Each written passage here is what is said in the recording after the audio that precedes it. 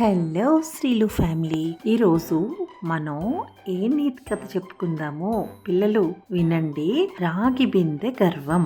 So కథలోకి వెళ్ళిపోదామా? పూర్వం ఒక ఊరిలో ఒక ముసలమ్మ ఉండేది. ఆమె ఇంట్లో ఒక రాగి బిందె, ఒక మట్టి కుండ ఉండేవి. రాగి బిందె మెరిసిపోతూ ఎప్పుడు చూసినా అందంగా కనిపించేది. అందుచేత దానికి అంతులేని గర్వం. అది మట్టి కుండను చాలా చిన్న చూపు చూసేది. ఒకసారి ఒక పెద్ద వరద వచ్చి ముసలమ్మ ఇంట్లోకి నీరు ప్రవేశించింది. ఇంటిలోని చాలా సామాను వరద నీటిలో కొట్టుకొని పోయింది. అదృష్టం కొద్దీ ఈ రాగి బిందె, ఆ మట్టి కుండ మాత్రం మిగిలాయి. అవి రెండు నీటిపై తేలి ఉన్నాయి. రాగి బిందె మట్టి కుండను చూచి నవ్వి, నా దగ్గరగా రాకూడదు, నీవు మట్టితో తయారైన దానివి, పైగా బాగా పెలుసైన దానివి, నిన్ను నువ్వు రక్షించుకోలేవు, నీవు నా దగ్గరకు వస్తే నీకే బాధ ఉండదు, క్షేమంగా ఉండొచ్చు కదా అంది. మట్టి కుండ శక్తిహీనురాలే కానీ చాలా తెలివైనది. రాగి బిందె చెప్పిన మాటలకు ఒక చిన్న నవ్వు నవ్వి,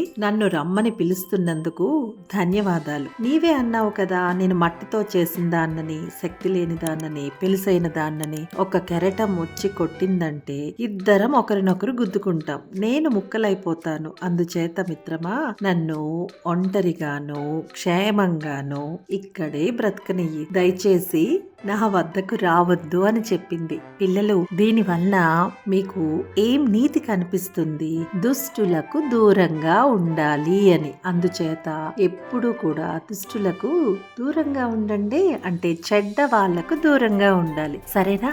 నచ్చిందా? మరి వెంటనే లైక్ పెట్టేయమని చెప్పండి మీ మమ్మీకి. మీ ఫ్రెండ్స్ అండ్ ఫ్యామిలీ మెంబర్స్ ఎవరైనా ఉంటే షేర్ చేసేయమని చెప్పండి. మరెన్నో నీతి కథలు కావాలా? మరెందుకు ఆలస్యం?